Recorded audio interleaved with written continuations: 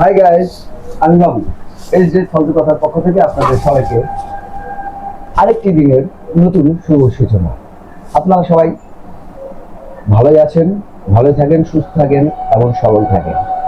এর মধ্যে আমরা যারা ভালো থাকার অভিনয়টুকু করি তাদের সাথে ভালো থাকার চেষ্টা করব।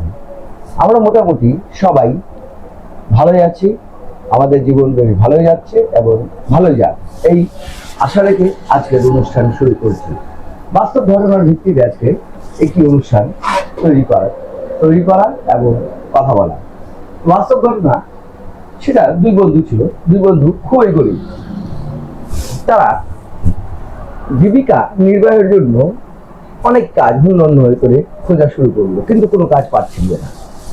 একদিন পত্রিকায় ইশতেহার দেখলো যে একটি মেয়রের এখানে কিছু সংখ্যক লোক নিয়োগ করা হবে। তো তার মধ্যে তারা দুই বন্ধু যায় সেই মেয়রের এখানে দেখা করলো। তো দেখা করার পর তাদের কাজ ছিল ঠিক এরকম, একটি কূপ থেকে মানে নলকূপ থেকে পানি আনে আরেক জায়গায় সেটা ভর্তি করতে হবে। এর বিনিময়ে তাকে প্রতি বালতির বিনিময়ে 5 টাকা করে প্রদান করা হবে। এটাতে যারা বেকার ছিল তারা ভাবলো যাই হোক, নাই কাজ তো খোঁজ ভাই। এই চিন্তা ভাবনা করে তারা শুরু করলো কাজ। তো প্রতিদিন প্রথম দিন তারা 5 বালতি করে পানি আনা শুরু করলো। এভাবে করে ধীরে ধীরে ধীরে ধীরে পানি আনছে এবং দূর থেকে পানি আনে আরেক জায়গায় পূরণ করে। এভাবে করে জীবন চলছে। এর মধ্যে আরেকটি বন্ধু সে জিজ্ঞেস করলো যে এভাবে করে তো জীবন পার করা কষ্টকর এবং কষ্টসাধ্য। এখন আমাদের শরীরে শক্তি আছে, তবে আমরা এই কাজ করে যাচ্ছি এবং জীবনটা চালিয়ে যাচ্ছি, কিন্তু আগামীতে আমাদের শরীরে যখন শক্তি কমে যাবে তখন এভাবে করে তো আর এই পরিশ্রমের কাজ করা যাবে না। তাই বিকল্প কোনো চিন্তা ভাবনা করি, যাতে আমরা আমাদের ভবিষ্যৎটা বা আগামীকালটা যাতে সুন্দর গড়তে পারি। এর মধ্যে আরেকটি বন্ধু ছিল, সে বলল না, এটা সম্ভব না। কারণ কি, তুমি এটাতে সন্তুষ্ট না যে প্রতিদিন আমি এখান থেকে আনছি এবং রোজগার যা হচ্ছে তাই দিয়ে আমাদের জীবন চলে যাচ্ছে।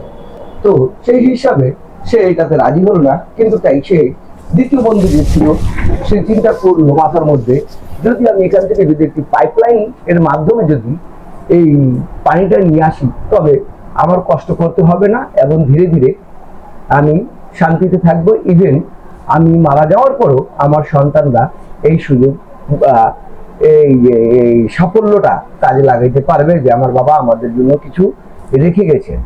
যে চিন্তা সেই কাজ। সে দ্বিতীয় দিন যায়, 1 বালতি পানি আনলো এবং যে 5 টাকা পাইলো তার থেকে সে জীবন চালাচ্ছে এবং মাথার মধ্যে সে ওই একটাই প্ল্যানিং করে যাচ্ছে, কিভাবে আমি পাইপ এখান থেকে এই পর্যন্ত বসাবো। এর মধ্যে অর্থনৈতিক সংকট, সে কিভাবে করবে মাথা কাজ করছিল না। এভাবে করে সে 75% সে চিন্তা এবং তার লক্ষ্যে অর্জন করার জন্য ব্যবহার করা শুরু করলো, আর 25% শুধুমাত্র পরিশ্রম করা শুরু করে দিল। আর তার যে বন্ধুটি ছিল সে যথারীতি সেই 5 বালতি 6 বালতি করে পানি আনছে এবং জীবন চালাচ্ছে। এভাবে করে সে 6 মাস পর্যন্ত 1 বালতি করে পানি আনলো এবং জীবন কোন রকম চালাচ্ছিল কষ্ট করে। সে 6 মাসের মধ্যে সফলতার মুখ দেখছে, সে পাইপ বসাতে সক্ষম। এখন সে ওখান থেকে শুধুমাত্র একটি সুইচ টেপে আর পানি চলে আসে। এটাতে সে তার বন্ধু থেকে অনেক বেশি টাকা রোজগার করা শুরু করলো। তার বন্ধু এবং সে, তার বন্ধু 5 বছর যাবত যে কাজটি করলো, যত টাকা অর্জন করেছে সে মাত্র 3 মাসে তার থেকে অধিক পরিমাণ টাকা অর্জন করলো। এভাবে করে জীবন যাচ্ছে।